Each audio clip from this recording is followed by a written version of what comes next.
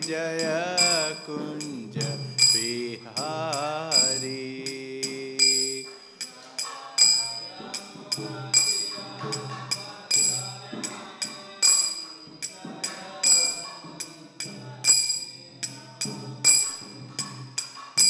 Jaya Yamuna Tiravana Chari Jaya Kunja Bihari.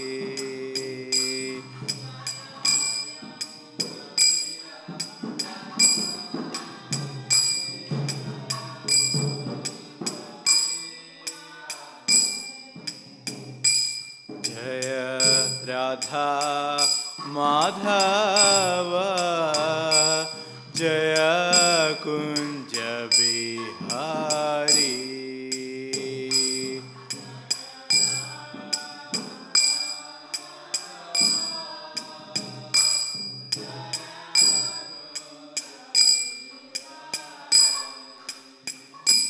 Jaya Radha Madhava Jaya Kunja Bihari.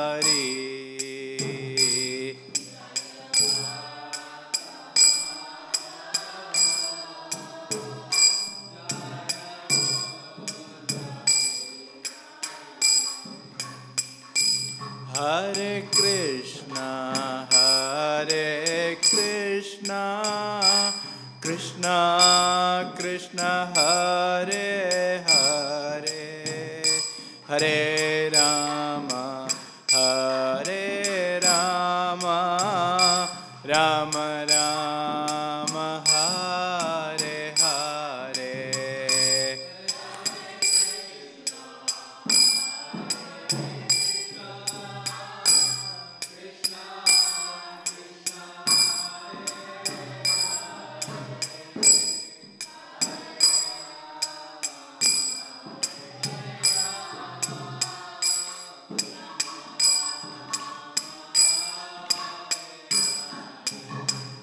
Hare Krishna, Hare Krishna, Krishna Krishna, Hare Hare, Hare Rama, Hare Rama, Rama Rama, Hare Hare.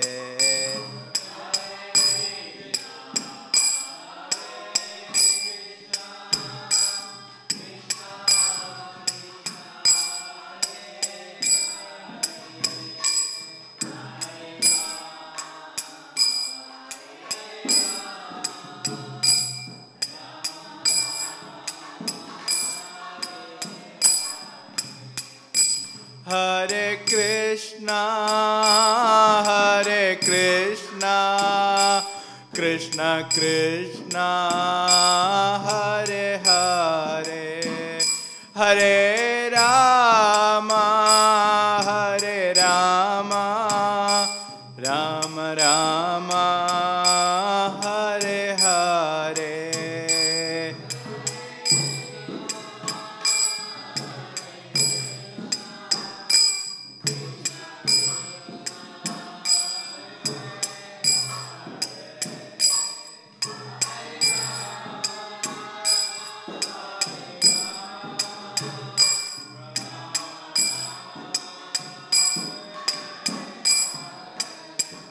Hare Krishna, Hare Krishna, Krishna Krishna, Hare Hare, Hare Rama, Hare Rama, Rama Rama, Hare Hare.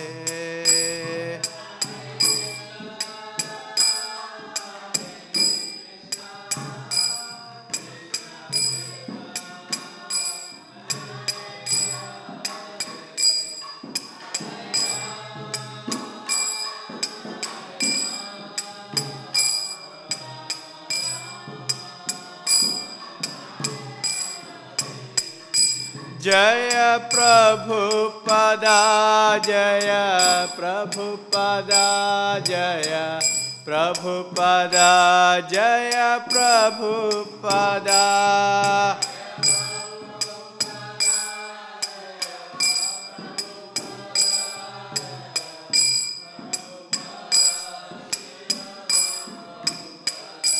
Jaya Jaya Prabhupada,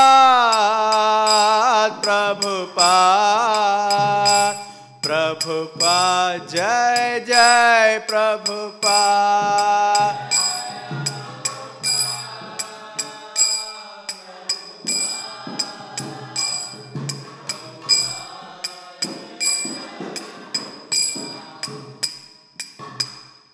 Jai Om Vishnupada Paramahamsa Parivrajakarya Ashtottara Sada Sri Śrīmad His Divine Grace Sri Bhaktivedanta Swami Hare Srila Prabhupada Ki Jai Om Vishnupada Paramahamsa Parivrajakarya Ashtottara Sada Sri Śrīmad Bhaktisiddhanta Thakur Maharaj Srila Prabhupada Ki Ananda Koti Vaishnavrinda Ki Namacharya Srila Haridas Thakur Ki Prem se kaho Jai Shri Krishna Chaitanya Prabhu Nityananda Shri Advaita Gadadhar Shri Vasadi Gaura Bhaktavrinda Ki Ganadhara Śrīmad Bhāgavatam Ki Janitai Gaur Premanande. All glory to the assembled devotees, all glory to the assembled devotees, all glory to the assembled devotees, all glory to Shri Guru and Gauranga, all glory to Srila Prabhupada Ki Jai. Om Namo Bhagavate Vasudevaya.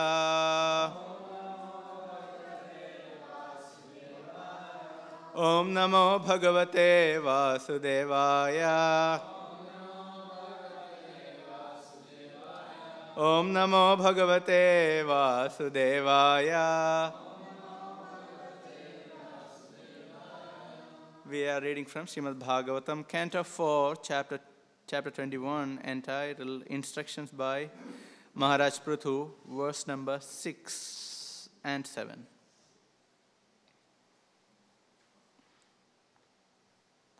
Pujitah pujayamasa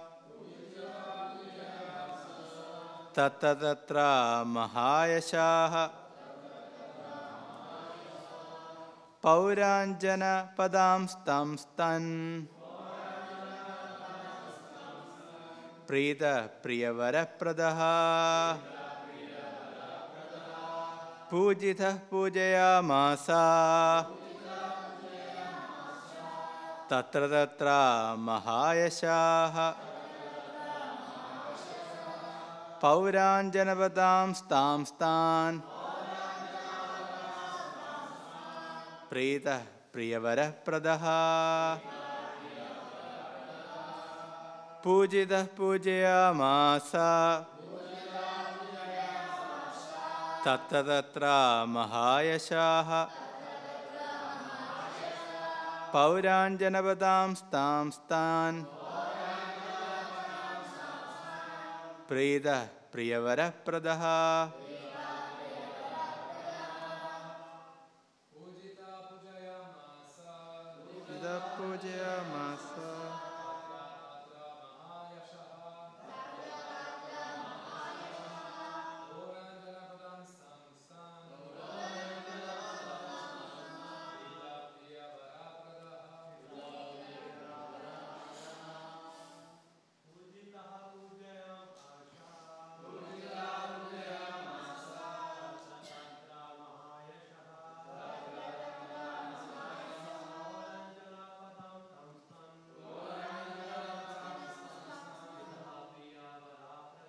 Prita Priyavara Pradaha Pujita Pujayamasa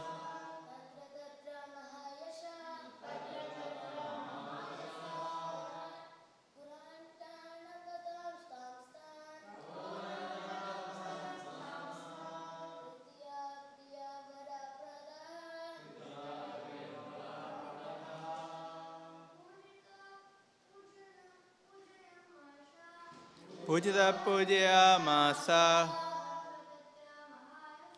Tatra Tatra Mahayashaha Pauranjanapadam Stam Stan Prita Priyavara Pradaha Pujita Pujayamasa Tatra tatra mahayashaha. Puranjanavadam stam stan. Prida priyavarapradaha. Mataji. Pujita pujayamasa. Tatra tatra mahayashaha.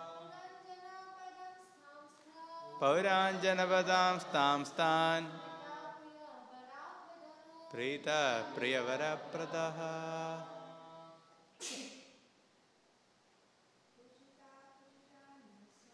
Pujita pujayamasa. Tatra tatra mahayashaha. Pauranjanavadam stam stan. Prita priyavarapradaha. Word to word translation. Pujitaha, being worshipped. Pujayam asa, offered worship. Tatra tatra, here and there. Mahayashaha, with a background of great activities.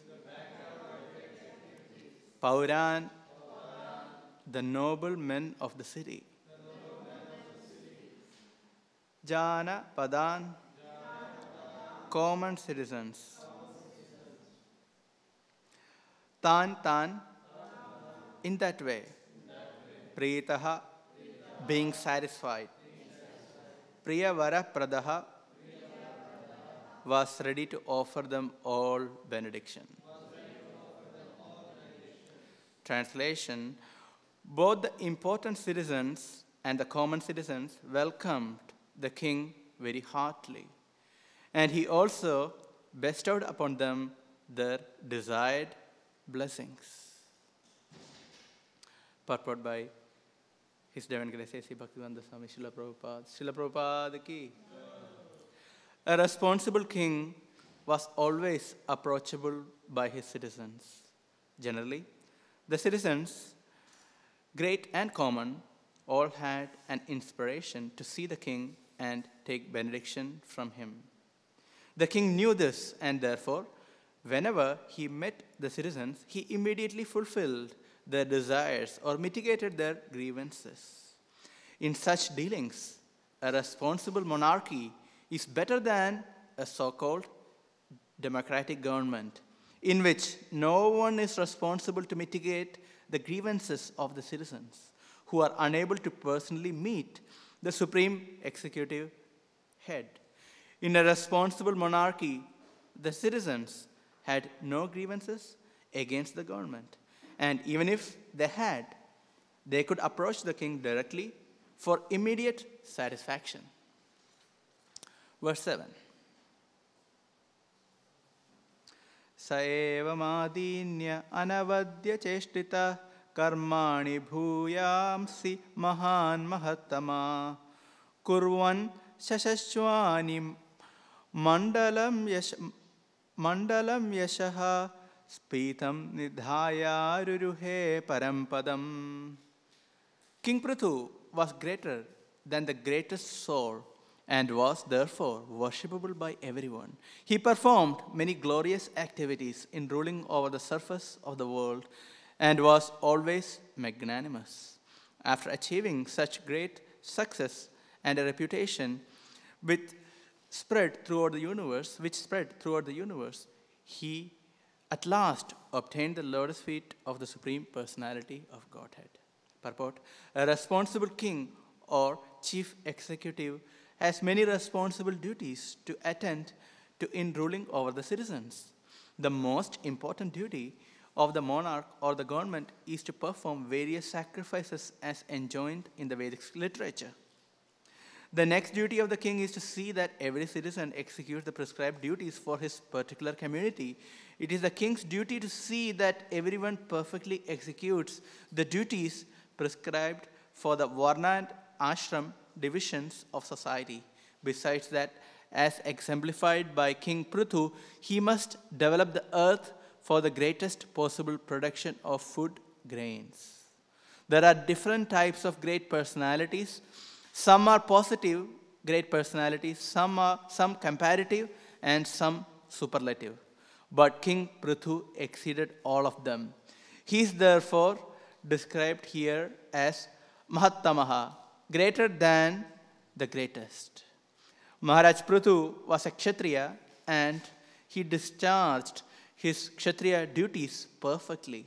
Similarly, Brahmanas, Vaishyas and Shudras can discharge their respective duties perfectly and thus, at the ultimate end of life, be promoted to the transcendental world, which is called Parampadam. Parampadam, or the Vaikuntha planets, can be achieved only by devotional service. The impersonal Brahman region is also called Parampadam, but unless one is attached to the personality of Godhead, one must again fall down to the material world from the impersonal Parampadam situation. It is said, therefore, Aruhya Krichena Parampadam Tataha.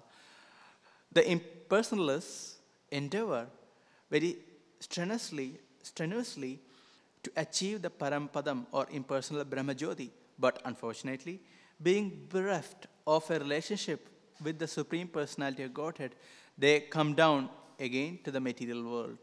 If one flies in outer space, he can go very high up, but unless he reaches a planet, he must come down again to earth. Similarly, because the impersonalists who reach the Parampadam of the impersonal Brahmajyoti do not enter into the Vaikuntha planets, they come down again to this material world and are given shelter in one of the material planets. Although they may attain Brahmaloka or Satyaloka, all such planets are situated in the material world.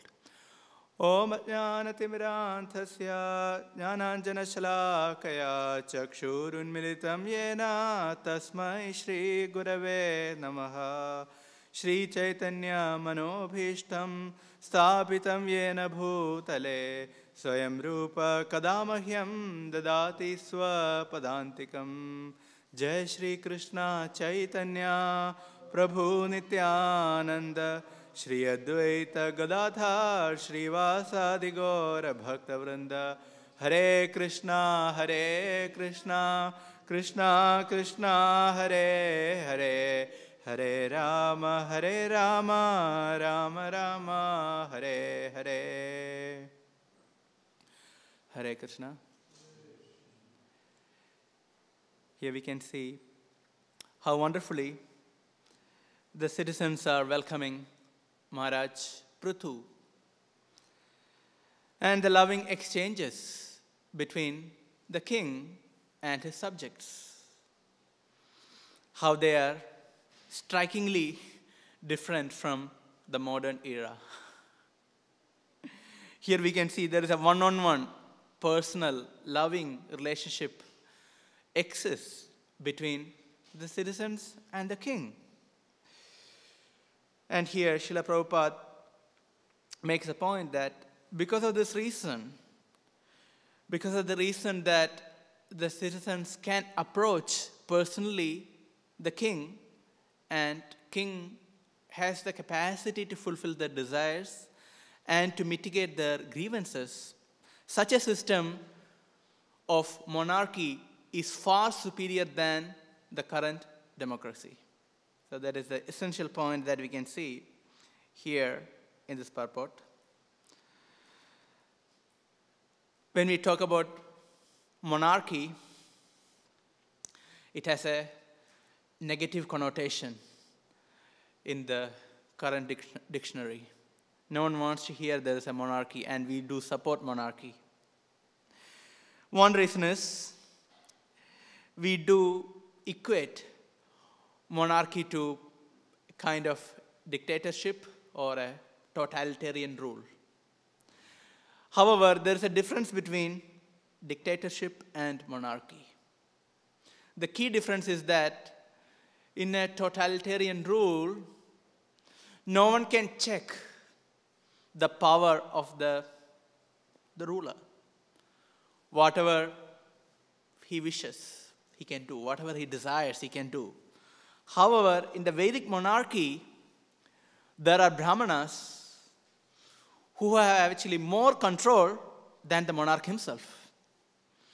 Even though the monarch is the executive head of the state and he makes the decisions, still he is under the subservience of the Brahmanas. They have to follow the Brahmanas. Without the Brahmanas, the monarch doesn't function. So there is monarch, and then there is a priestly class, the Brahmanas. And the Brahmanas are guided by Shastra, which is coming from the Supreme Lord. So in the state, Brahmana is a representative of the Supreme Lord. So he's Brahmana Deva. He's the Deva. He's considered a very respectable position. He has a respectable position. Similarly, a king is known as Naradeva. He's also considered as a Deva, like a demigod or a representative of the Supreme Lord. So here we can see a smooth connection between these two classes, the Brahmanas and the Kshatriyas. And so the monarch rules under the guidance of the Brahmanas, and there is not such totalitarian rule. And if something happens which is against the Vedic principles, then here we can see the same example in the 4th canto of Śrīmad Bhāgavatam, where the Brahmanas had the right and power to annihilate even a monarch. That is the case of King Vena. It is mentioned the Brahmanas had so much of power that just with hunkar means high-sounding words, they could kill King Vena because his activities were atrocious. And he even claimed that I am the Supreme Lord, and you had to worship me instead of performing all these Vedic rites. When we see these Vedic kings, they had understanding of the sacrifices. It is very much mentioned in the next purport as well in the beginning. They make sure that the Vedic sacrifices take place properly. And even the demoniac kings, they also knew the power of Vedic sacrifices. For example, Hiranyakashipu, he had whole strategy how to gain power. He wanted to kill Vishnu, and he exactly knew how the Vedic system works. So that is a huge difference. Even though he was a demon, he wanted to kill Vishnu, but still he had a very good understanding of the Vedic system. So he strategized in the 2nd chapter of 7th canto of Śrīmad Bhāgavatam. He strategized how to execute his mission. He said, I will personally go and attack Vishnu. I will take care of Vishnu. And you assistants, all you demons, what you do? You go to the earthly planets. You destroy all the Vedic sacrifices. You kill Brahmanas. And you create a lot of havoc so that there will not be any Vedic sacrifices and there will not be any kings who are pious. All the fruit trees which can be used for Vedic sacrifices, just cut them off. Wherever you see houses of Brahmanas, destroy them.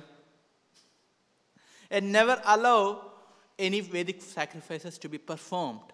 Because with these Vedic sacrifices, the demigods are getting oblations, and they are getting power. And when the demigods are getting power, then naturally Vishnu is going to gain power as well. Because these demigods, they are offering all these prayers to Vishnu, and that's where he is getting his power from. So his conclusion was that now Vishnu has lost his quality of being neutral. He has lost the quality of being the Paramatma, the super soul within the heart. Because just like a child can be swayed by some sweet meats. If somebody give you some sweets or some toys you like, right? Such people, right? He's agreeing. Similarly, now Vishnu has changed his mind. Vishnu can easily be manipulated. If someone gives something to him, some oblations, some glorifications, then Vishnu is siding with the demigods. So now we will reduce the power of the demigods, so the Vishnu is going to lose the power, then I can attack and I can kill Vishnu. So it's a interesting plan. So he actually understood. However, Madhvacharya comments that that's not the case. It's not that Vishnu is getting or Krishna is getting his power from the demigods, because the source of power is Krishna, and all the demigods are actually getting power from Krishna, even including the demon like Hiranyakashipu is getting power from Krishna. So it is very interesting that the demon's very powerful. He understood what's going on.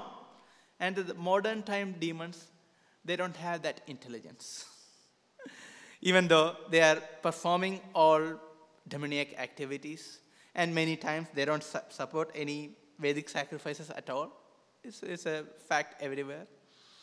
Some places it's very difficult even to run a temple or to do Harinam. There are places like that. You cannot go out because they are demons.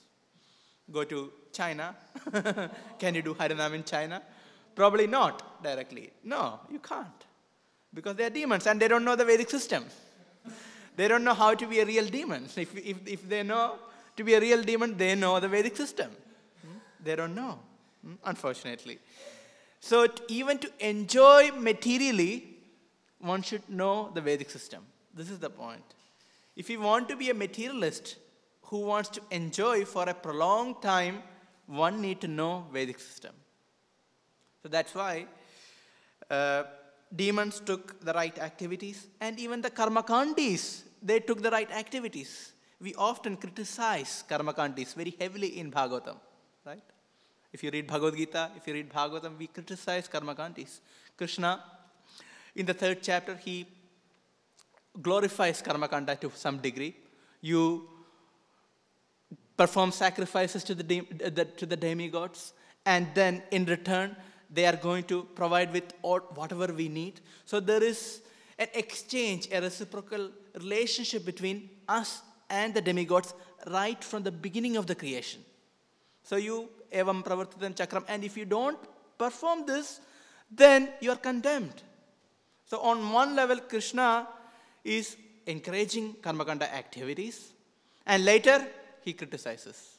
So this is the interesting thing in Bhagavad Gita. Bhagavad Gita, Krishna builds from a lower level and he comes to a higher level.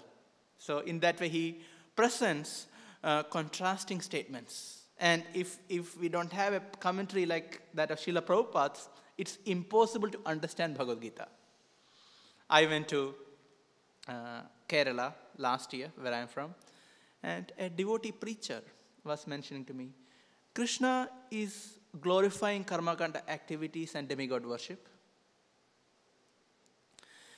And people are asking me, he's a head of one center, he's asking, the people are asking me, even Krishna is not criticizing demigod worship. Then how come you people are so heavily criticizing demigod worship? Isn't it? Which is the reality. So I was telling this devotee, you need to study Bhagavad Gita thoroughly so that we can give answers to such questions. We need to know how Bhagavad Gita has contradictory statements, but they are reconciled. There is a reason why at one level says, okay, demigod worship is great.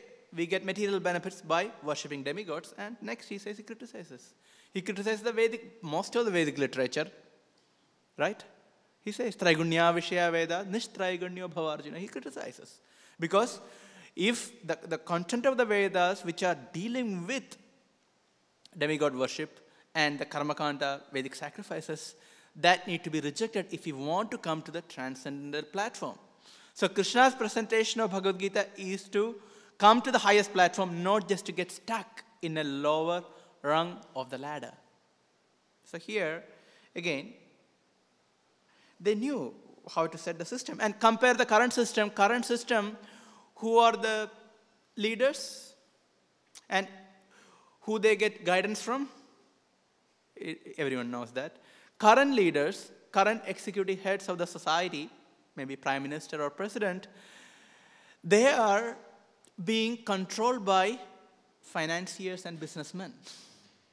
So here we have the Kshatriya class, who are meant to take guidance from the Brahmanas, who are the wise men, who are completely detached from the governance. They are completely detached from the business and the money. They are completely detached from all these material things, and they are completely attached to the spiritual reality. So the Kshatriyas, they are supposed to take guidance from that superior authority. Rather, they take guidance from the inferior people who are the businessmen. So you go to any big country, you can see who funds for the elections. So different political parties, they are running for the posts, and it is all funded by the businessmen. So who is controlling? The businessmen are controlling whoever can support their policies. So the Vaishyas control the Kshatriyas, and there is a havoc. And most of the population is Shudra, even though we consider all the white-collar jobs as, high class. They are basically Shudra category. So there are a lot of Shudras. And among the Shudras, there are a smaller number of Vaishyas. None of them follow the actual principles. Still, they are, to classify them, we can classify them as Vaishyas. And these Vaishyas control the Kshatriyas. And all three of them criticizes the Brahmanas. All criticize Brahmana. So Brahmana has no value. And Kshatriyas ruling under the guidance of Vaishya. So that is the current system. And people think that is the best system because we have a, probably not, what is the word used? Secular society. We have a secular society because we want a secular society. So this is not really a secular society. So if you think, okay, we are removing all the spiritual, religious aspects from our curriculum, right? It is removed from the curriculum. If you go to India also, in most of the schools, you cannot have Bhagavad Gita or any other books. It is removed because then the curriculum is not secular. Probably it is true here. So we think it is secular, but it is not secular. It is atheistic. So if we are purposefully removing God from the educational system, that's called atheism. It's not secular. It's just atheism. So we have an atheistic society, primarily. The educational system, for sure, and even the government. Then how is it possible to have a peaceful society? And it is impossible for the citizens to approach the executive heads. When you approach a government, it is like impersonal. Because who to go to the judiciary you approach, and there is a lot of complexities. And even that can be manipulated if you have money and power. So this is a completely corrupt system, and ultimately it is godless. That's the problem that we have. And Srila Prabhupada, obviously, he didn't want this, and he wanted Brahmanas to come to higher positions, and the real Kshatriyas rule this world. If real Kshatriyas are ruling the world, then everything will come to place. For example, when Pandavas wanted to establish their kingdom, where did they establish their kingdom? Do you know? Indraprastha. But you know what was there in Indraprastha before? Desert. Just a desert. Can you imagine to establish a kingdom in a desert? It's not an easy task. Now what you will think? Okay, if you want to develop the place, let's just go develop the place. Get some, okay, what are the financial plans? We think about the business plans first. What they did was, okay, they developed the place, and first they themselves went and they established a kingdom. They went there, all other communities, they just joined. So if there is a proper Kshatriya system, then naturally if the Kshatriyas are there, Brahmanas will be there because they are acting under the guidance of the Brahmanas. Naturally, Vaishyas will come. They don't have to invite, they can invite, but they will naturally come because there is a proper governance. Because the Vaishyas feel secured. Okay, if we invest something, it is guaranteed that we will get something back. And the government is not going to change the system. So it is, to some degree, now also it is true, if people don't want to invest in a country where the political system is upside down, right? They feel completely unsafe. They don't want to do that. Similarly, when Pandavas established under the guidance of the Brahmana, then the Vaishyas went and Shudras were there. Then the whole Indraprastha became a big state, a big country, practically speaking, and a big kingdom. And everything went very well, smoothly. So this is the Vedic system. And as it is mentioned, the rule is that the king should engage the citizens according to their varna and ashram. So he has to establish varnashram system. That is the whole purpose. And there is a purpose for varnashram, that is to realize Krishna, that we know. So here, varnashram system, Prabhupada always called it as a scientific system. Especially now we can relate to it very much. It's very interesting when we preach and when we talk to students. Ask them, what are you doing? First they say, okay, I'm studying economics. And after 6 months we ask, what are you doing? No, I'm studying law. After 6 months we ask, what are you doing? No, I'm studying science. After 6 months we ask, we are studying engineering. This is how people are changing because they don't know who they are, what they want. Even one's own psychophysical nature is so complex that current generation don't know what they need to study, what they have to do in life just on a material ground. Okay, forget about any transcendental reality, but on a material plane, there is complete confusion. You can see so many students drop off. They start with something, then move to something else, then to move to something else. I was speaking to one boy just 1 week back. He said he started with economics, then he moved to chemistry and computing.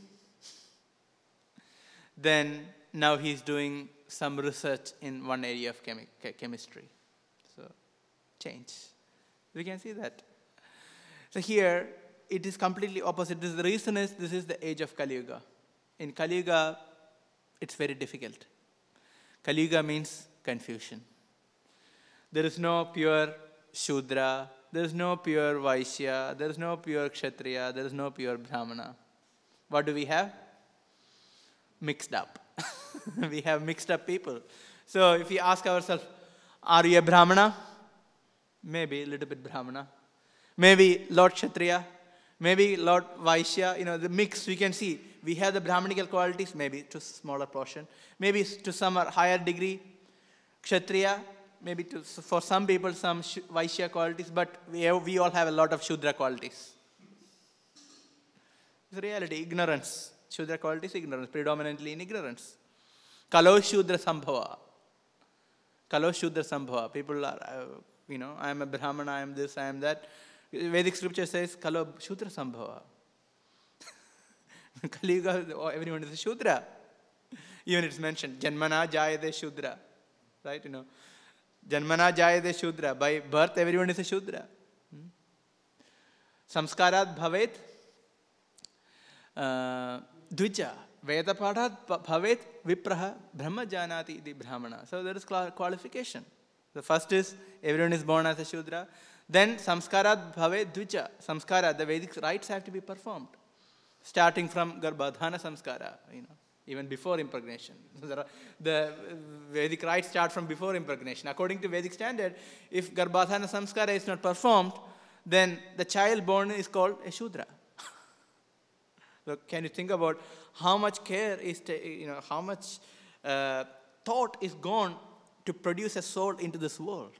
So much, even before impregnation. Then the child, and even during the pregnancy, so many samskaras are performed. Then after birth, so many samskaras are performed. So many things, so that the impression is given for a soul to know that, okay, I am a servant of Krishna. I am not the material body. So here, so much emphasis is given. So this is Varnashram system. In Kali Yuga, Brahmanas, they pull their thread and say, I am a Brahmana. I am such and such, I am a Brahmana. And whereas in the Kurma Purana, there is a statement, interesting statement. It is mentioned that Brahmana Kalim Ashritya, Rakshasa Kalim Ashritya Jayante Brahmana Yonishu. It's mentioned that we may be proud of being a Brahmana, being born in a Brahmana family. It is mentioned, Rakshasa. Who is a Rakshasa? Did you know who is a Rakshasa? Who? It's a demon. Man-eating demon. Okay? It said, even Rakshasas, Kali Mashritya, in the age of Kali, Jayante Brahmana Yonishu. They come and take birth in even Brahmana families. This is what Kurma Purana says. So heavy the situation is. This is Kali Yuga. Even they can take birth in Brahmana families. So we have nothing to be proud of being the Kali Yuga citizens. The only thing we can take is we can just take shelter of the process of devotional service. So Varnashram system is extinct in the age of Kali, and Srila Prabhupada wanted to build it up. So there are some efforts to build Varnashram system. So we need Brahmanas, that's what is happening. Varnashram system, what is the first step? This temple is meant to create Brahmanas, trying to create Brahmanas. That's the first step. In the Varnashram, we need some Brahmanas. That's the head of the society. So that's the first step. So we have to come to Brahmanical platform. That is the first step. Then we can help others to come to higher status. The Brahmanas can train everyone. It is mentioned, just one Brahmana is enough. He can create Kshatriya, he can create Vaishya, he can create Shudra. If there is no Brahmana, then the social system doesn't exist. For one Brahmana, he can have 9 or 10 Kshatriyas. One Brahmana can manage 10 Kshatriyas. Then 10 Kshatriyas can have 89 Vaishyas. So that is 100. And then there can be about 900 Shudras. So the proportion is pretty much for one Brahmana and about 1,000 other people, of which mostly it is Shudra. So this is how it works. This is the Vedic system. There are only few Brahmanas, there are some more Kshatriyas and many more Vaishyas and a large amount of Shudras. This is how the Vedic system works. And the system is not just based on birth, but Guna Karma Vibhagashaka. Chadurvarnya Maya system, Guna Karma Vibhagashaka. Guna, qualities and activities. Otherwise it doesn't work. And here it's coming to the point that ultimately what is the purpose of this Varnashram system? To elevate one to Krishna consciousness. That is the whole purpose. Otherwise, Varnashram system has no value. In the conversation between Ramananda Roy and Sri Chaitanya Mahaprabhu on the bank of Godavari, Mahaprabhu asked Ramananda Roy, what's the purpose of life? What is the whole purpose? Can you please explain what is the purpose of human form of life? How to come to the highest platform, and what is that highest platform? So here, Ramananda Roy was acting as a mouthpiece of Sri Chaitanya Mahaprabhu. Because Sri Chaitanya Mahaprabhu is the Supreme Personality of Godhead himself. He doesn't need guidance from anyone. He has nothing to learn, right? He's the Supreme Lord. Similarly, Krishna has nothing to learn. However, he takes counsel from Uddhava. Uddhava, he's his mantri, he's his minister, Mantri Raj. He takes guidance from him. That these are pastimes of the Lord. Similarly, Chaitanya Mahaprabhu asked Ramananda Roy, what is the purpose of life? What is the ultimate purpose of life? So, Ramananda Roy started with Varnashram system. So Mahaprabhu said, Varnashram acharita Purushena parapuman Vishnur aradhite pantananya tatra karanam. There is no higher purpose for life than to follow Varnashram through which one can worship the Supreme Lord Vishnu or Krishna. However, Mahaprabhu said, Yeto bahya, it is external. We had to go higher. So here the point is, the Varnashram system is a perfect situation for human beings, because then one knows perfectly how to act in the material world. That is the purpose of Varnashram system. Here we are confused what to do. Simple. We are confused what to do. So Varnashram system establishes, that removes that confusion. What work one should do, at one stage of life, what one has to do. All these things are perfectly given in Varnashram system.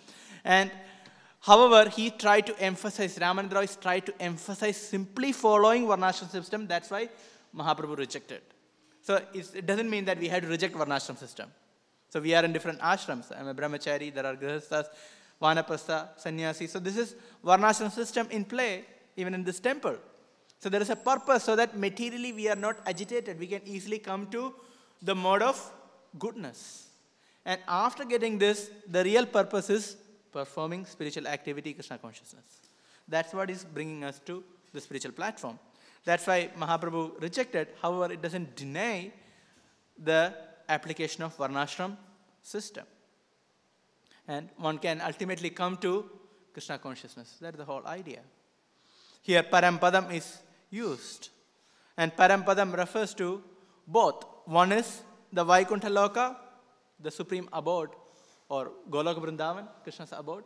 And also Parampadam refers to Brahmajyoti, as it is mentioned here. That is a preliminary understanding of Parampadam, the supreme abode. It's not the highest understanding. And Prabhupada makes it clear.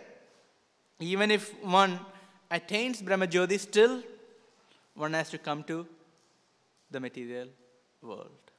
So there is a pastime where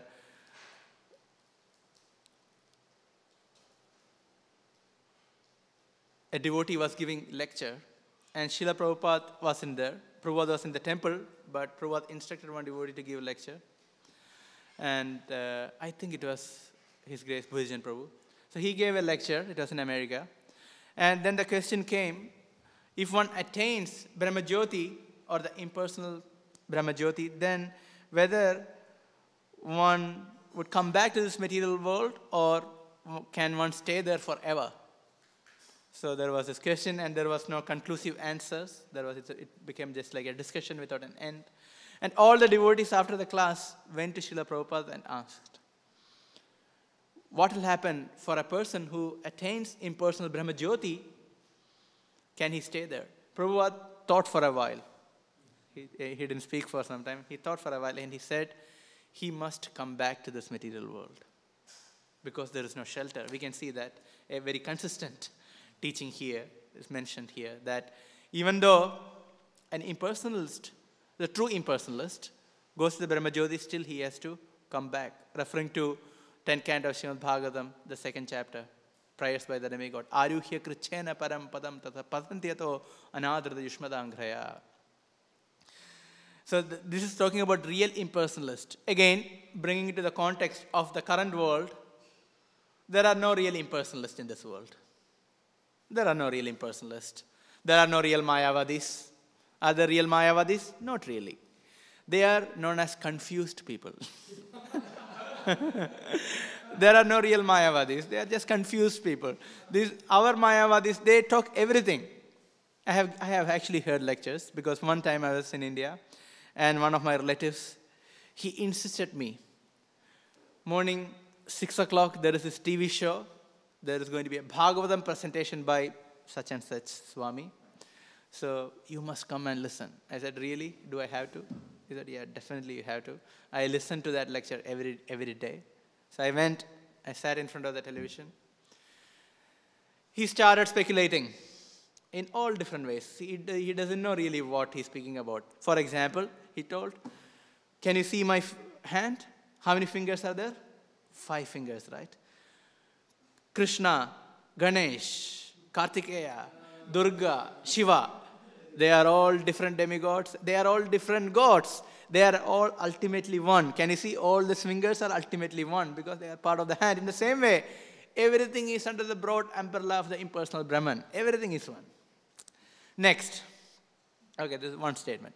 Next, we had to pray for the mercy from God. We had to pray for the mercy of the Lord. He's talking about Kripa, the mercy. So here, there is a complete contradiction. Those who are real Mayavadis, they don't speak about mercy. They don't speak about Kripa.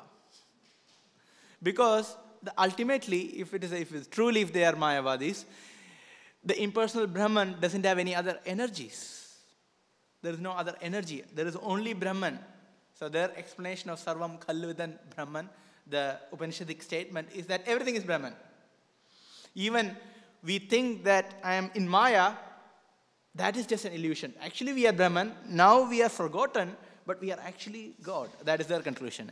So even thinking that we have to get liberation, that is also an illusion. Because we are actually Brahman. This is how far they go. So there is, complete speculation. So they cannot really speak about mercy because mercy, Kripa Shakti, is an energy of the Lord. So that according to them, there is no energy exists. There is no energy. That's why if you read Chaitanya Charitamrita, Adi Leela, conversation between Prakashananda Saraswati and Mahaprabhu, there in the purports, Srila Prabhupada explains two arguments. One is Parinamavad and Vivartavad. Two explanations of the situation. How come we are in illusion? According to Shankaracharya's philosophy, it is called Vivartavad. Vivartavad means there is no illusion in one side. Oh, there is illusion. Ultimately, everyone is God, everyone is Brahman. And because of illusion, we think that we are separated jivas. So we are actually not jivas. We are always Brahman. We are always God. And because of illusion, we think that we are living entities. So this is his argument, and which is not right. Because they cannot accept that anything can exist, not just separate, or the Lord can have any energies, or the Supreme can have any energies. This is the crux of it. According to them, Parampadam cannot have any energies at all. Cannot have any energies. So if there are no energies, it's only the Brahman, then, and if we are saying, I'm conscious, and if I am saying that I'm a jiva or I'm suffering, it can only be because of illusion, and I cannot be a jiva, but I have to be Brahman. This is the point. Whereas when it comes to the real philosophy, it is called Parinamavad. Parinama means transformation. Transformation means the energy can transform. The Lord is not transforming. Energy can transform. So according to the impersonal philosophy, how can Brahman transform into jiva? How can the Supreme transform into living entities who are suffering and are in illusion? So they had to deny that by using the word maya or illusion. So it's just a word jugglery. So no other choice. Whereas when we accept the Lord, the Supreme has multifarious energies, and which are supported by the Upanishadic statement, Parasya Shakti Vividheva Shruyate, Swabhaviki Jnana Balakriya Cha. Parasya Shakti Vividheva Shruyate. There are multifarious energies to the Lord. So once we accept that, then there is no confusion. So the Lord's one of the energies, us. Bhagavad Gita makes it very clear. In Bhagavad Gita, it is very difficult to misinterpret Bhagavad Gita. It is so clear. Right? It is very difficult. But Kali Yuga, the minds are so confused that even the direct statement is twisted, actually 180 degree. That's the commentary. Krishna says, Aham sarvasya prabhavo, matta sarvam pravartate. If Krishna says that I am the source of everything, both the material and the spiritual world, Mayavadi says that Aham includes we all. So Krishna is telling, I am the source of everything. Actually, we are all source of the whole material and the spiritual creation. It can go to that far, the speculation. This is the impersonal philosophy, or Mayavad. This is the real, Mayavad to the core. So they cannot accept the mercy of the Lord, but still they talk about the mercy of the Lord. Can you imagine how crazy it is? If we are accepting there is mercy of the Lord, we are all dependent on the mercy of the Lord. If we do accept there is mercy of the Lord, then the whole Mayavad philosophy doesn't exist. That's why they don't know their philosophy and they are simply confused. That's why Srila Prabhupada sums the whole thing up by just one word. It is word jugglery. It's just word jugglery because there is no explanation. And who understands this philosophy, Mayava's philosophy properly? No one. Because there is no clear explanation. There's no clear explanation. And so why we are in this material world? You know the Mayavad explanation? It's an interesting explanation. Why we are in this material world? Because how can we fall down? Prabhupada asked this question, right? Catches the Mayavadis, If you are okay, we are all God, then why are we here suffering? It's a Leela, that's one. But in your Leela, you are suffering like anything. And you want to stop this Leela as well. Right? We don't want to continue this Leela. If it's a Leela, Krishna likes to continue his Leela. He's eternally performing his Leela. But our Leela, we don't want to continue. We want to stop this Leela. Why is it so? And if it is Leela, why are you trying hard to get liberation? Just do whatever you want. It doesn't work. So their explanation is unirvachaniya. Means we cannot explain this. That's their explanation, really.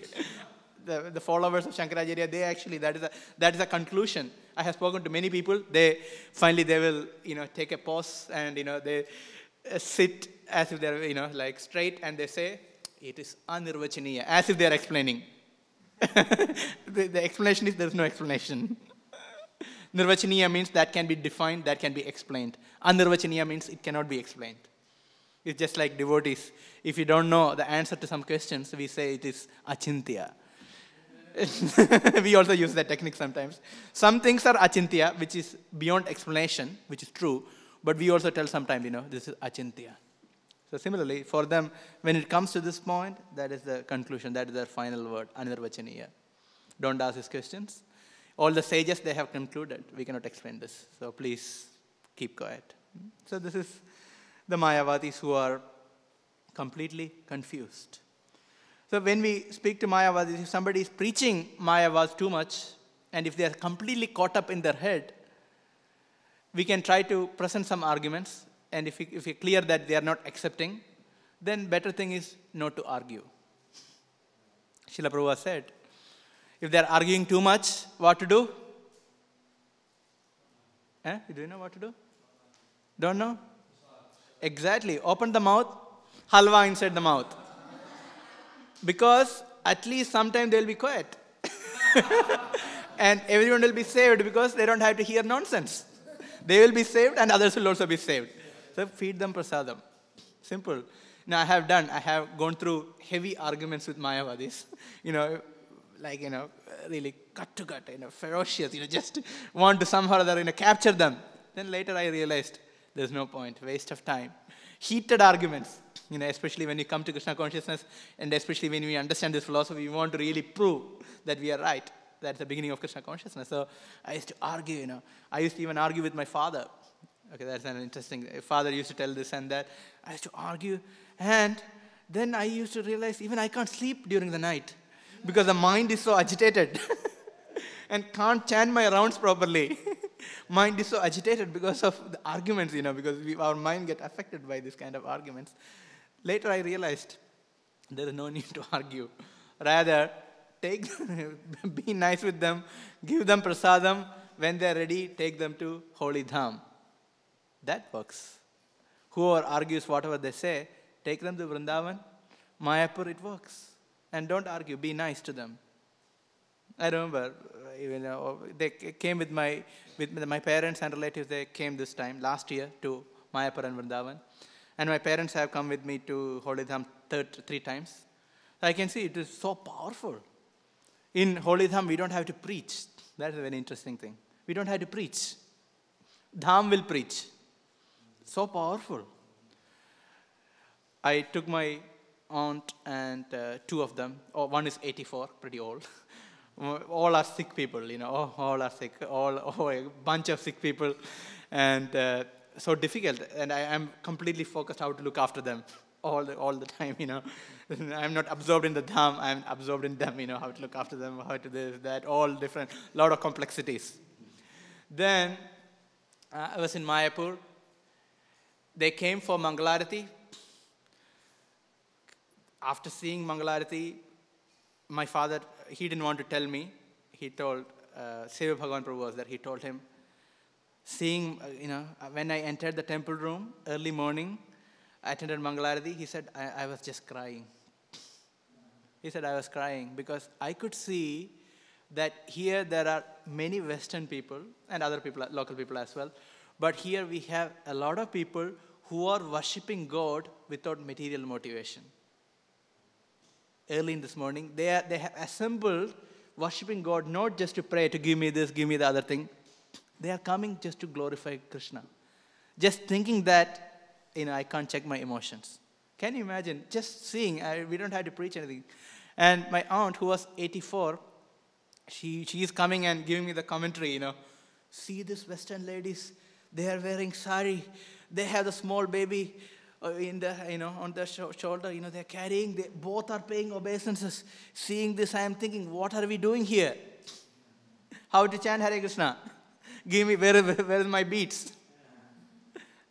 Can you see, this is so powerful.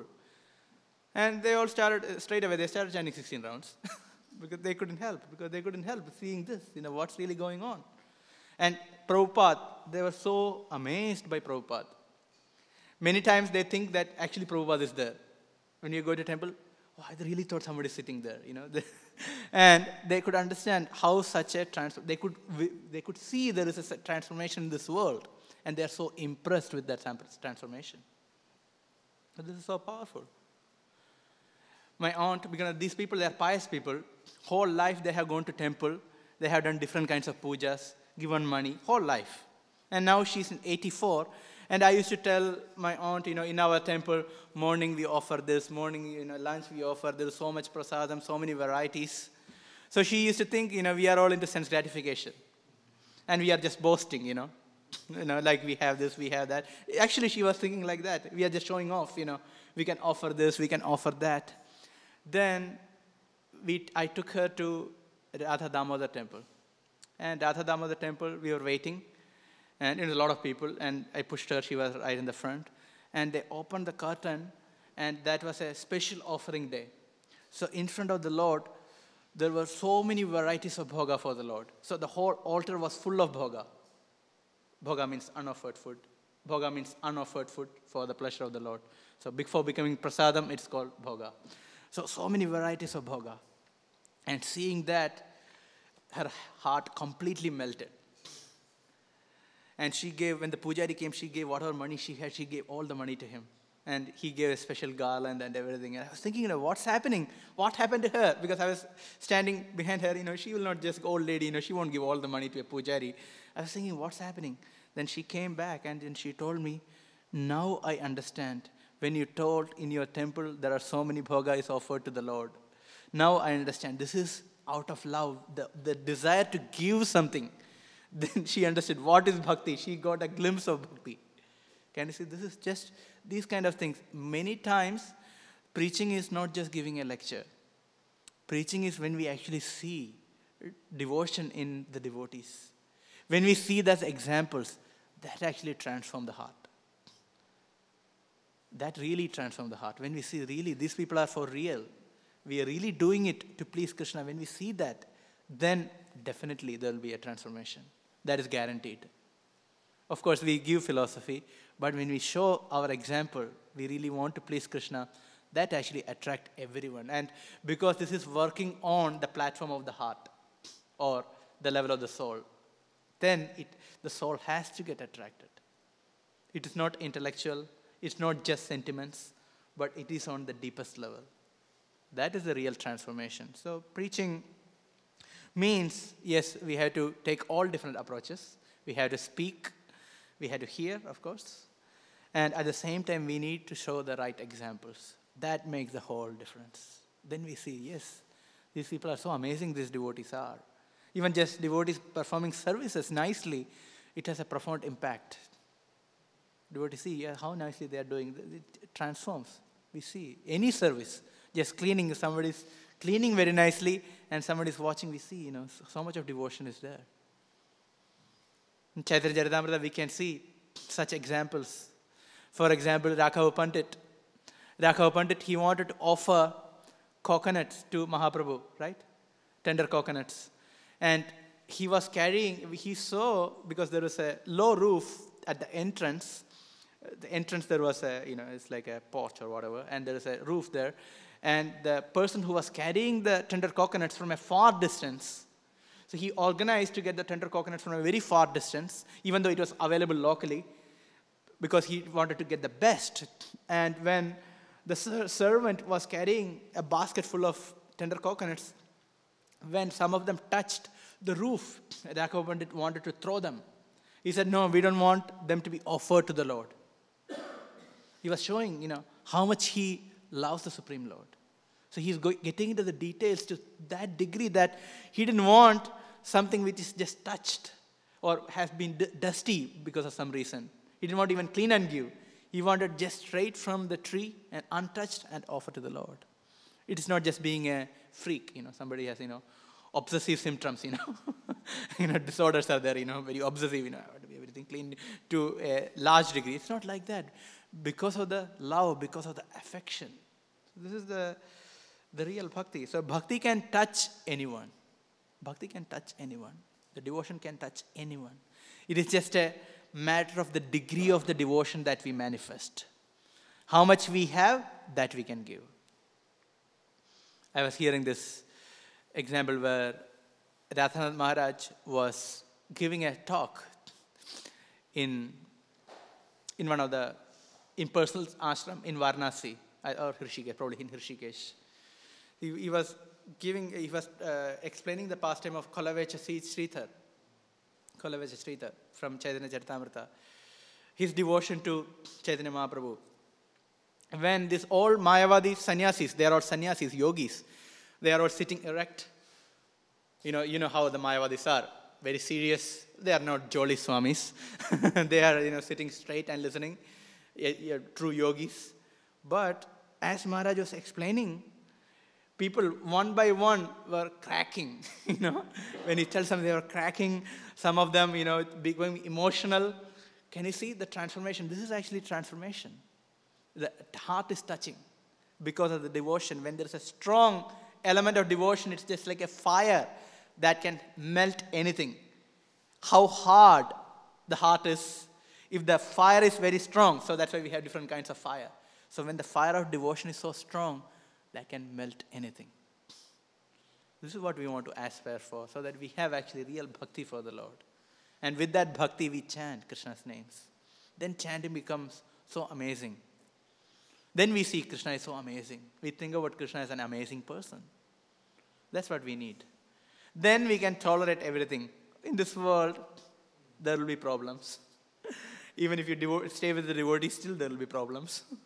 If you go out and work, there will be problems. Everywhere there will be some problems.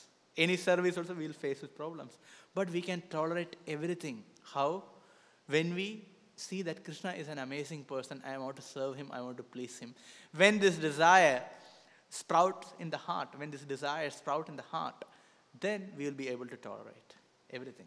We can perform devotional service happily. So we don't want to be suffering devotees. We want to be happy devotees. And how can we be happy devotees? By establishing connection to Krishna. To see him as a person, see him as a wonderful person. With wonderful form, wonderful qualities. Read Krishna's wonderful form and qualities and pastimes. Meditate on them. See the beautiful form of the Lord. If we have that in our consciousness, then we are saved. We need that sweet connection to Krishna because that is a reality. So we went through quite a few points today, starting from connecting the democracy and monarchy. Then we talked about Varnashram system and what is the purpose of Varnashram to please the Supreme Lord, and comparison between the personalists and the impersonalists. And what is the purpose of everything? Purpose of everything is to please Krishna, to develop that devotion for Krishna. So I stop and see if there are any questions or comments. Yes, bro.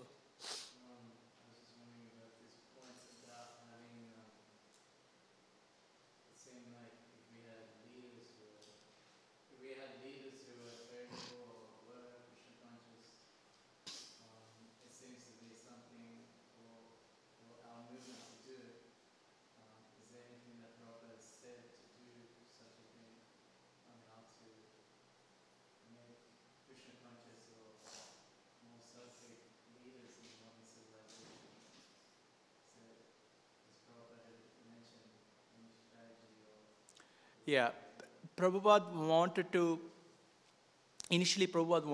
preach to all the leaders. He did to some degree. I cannot 100% a combined project for the betterment of the society. So Prabhupada was cooking for him a feast. He was in the upstairs and down. He sent a servant. There were not many people. So this guy, this devotee, he was there. He was waiting for this personality. And Srila Prabhupada told him, look, such and such official is going to come at this time.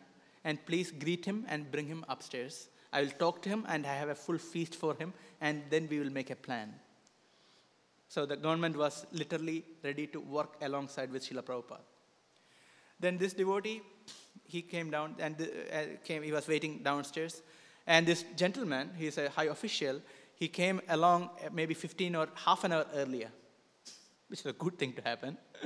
So this devotee told that, no, this is not the time, and this time Swami is not waiting for anyone.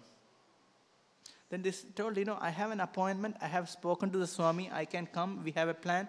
He said, no, I'm telling you, you cannot go upstairs. You had to just wait here. No, you had to wait or you had to go back. So this happened continuously for some time, and this official, he's a high official, well-respected person, he got really, fried. And he actually left. Then Srila Prabhupada, after waiting, after 15 minutes after the appointment time, came down and asked, what happened? And he asked, did anyone come? He said, no, he didn't come. Did anyone come? He said, yeah, this person came, but he came earlier. I sent him off. He went. He explained what happened. Prabhupada became so angry, but then he realized that we are not ready to really, at that point he realized that we have to work with people who we have and who are on this kind of level.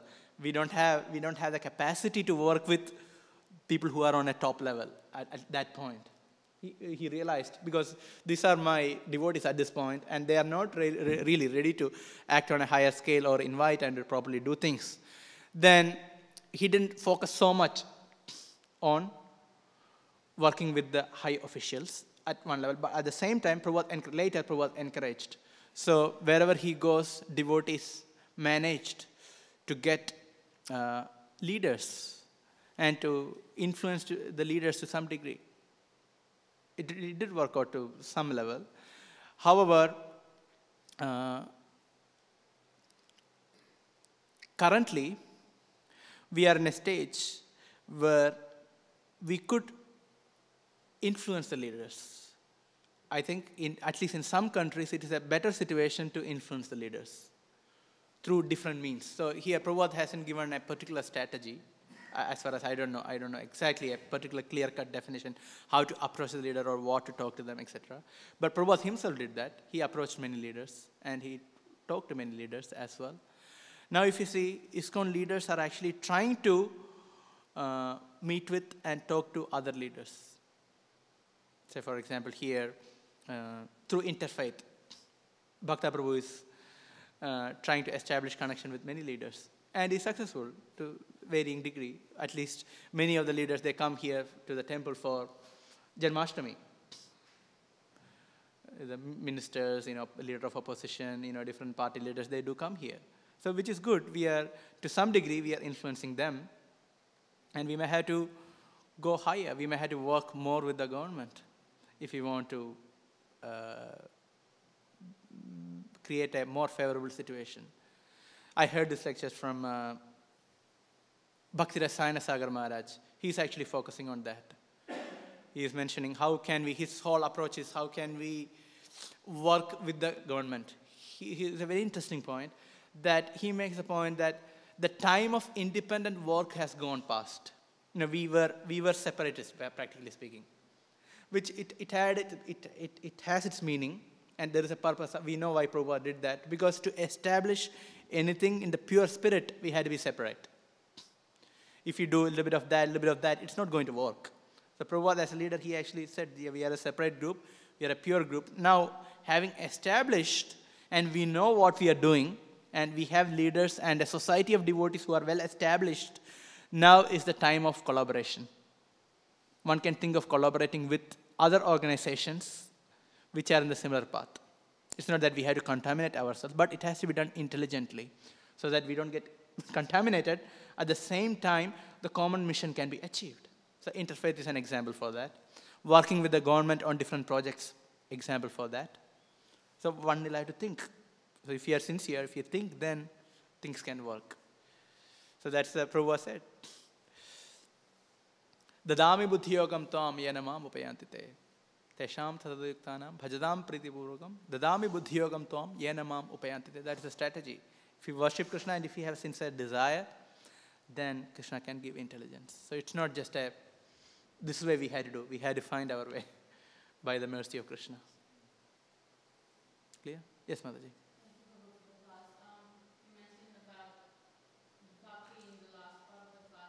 Yeah. That's amazing, and that's the purpose, and that's what we're all doing. And just previously you mentioned about the family situation. Yeah. So the thing is, I would say I'm talking specifically about devotees' families. When people don't have access to bhakti, then they don't understand what you're talking about. So for example, if you said the whole day I spend in Krishna consciousness, they say they think you're just pretending that Yeah. there's nothing there. Yeah. So then, and they won't come to you, they won't come to the temple, they won't take satsang. This is specifically our family. So how do you tell someone about bhakti who has no access to bhakti? I mean, you are referring in a family context? Family context depends on the situation. You are referring to Indian or Western? Indian, okay. Indian family, they think that you are pretending. It is just a matter of time. Time is the proof. If you keep doing for a longer period in time, they understand this is serious. They were not really believing what I am doing. Am I serious or not? So first is external. I was wearing dhoti kurta. Even I was wearing white then. That itself shook me a little bit. Okay, this is something serious because we are ready to dress a bit strangely. So there is something in it. Then when they saw me chanting 2 hours, sitting in one place, then not only family, relatives, everyone, this is serious. This is serious. This guy is going to leave the family. He's not going to get married, the fear actually sprouted and they became very fearful. My uncle was jokingly telling my cousins and everyone, keep a distance from him, otherwise you will also not get married. So they feel they're serious. If you keep doing, then you feel it's serious. Just a matter of time. If we are serious, it will come out. You cannot hide it. It will come out. And people feel, okay, this is serious. It's a serious business.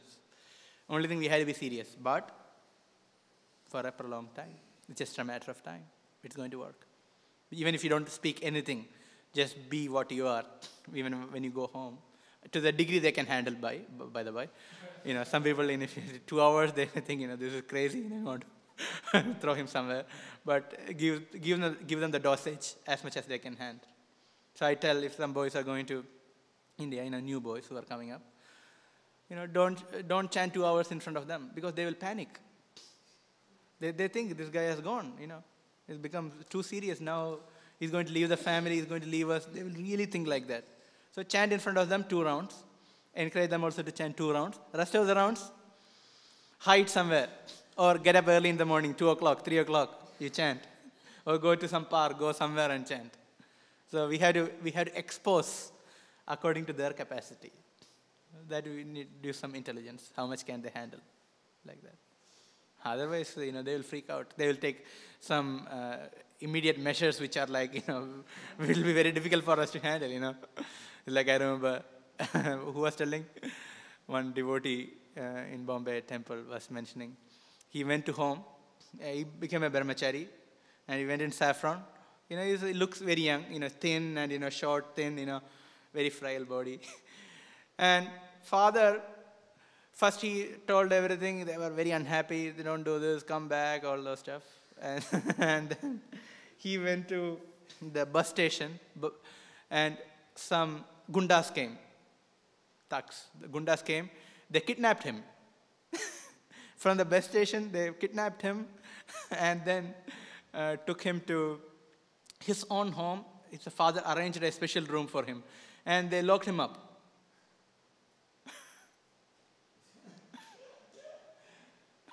So that's what I'm saying. If you expose too much, there can be, depending on the personality, there can be immediate reactions which are very heavy. So one you should be tactful when you are exposing the reality. Anyway, he escaped and then he went back to the ashram. So many stories like that. So be wise. All right, I think it's 9 o'clock. Thank you very much. Srila Prabhupada ki, Śrīmad Bhāgavatam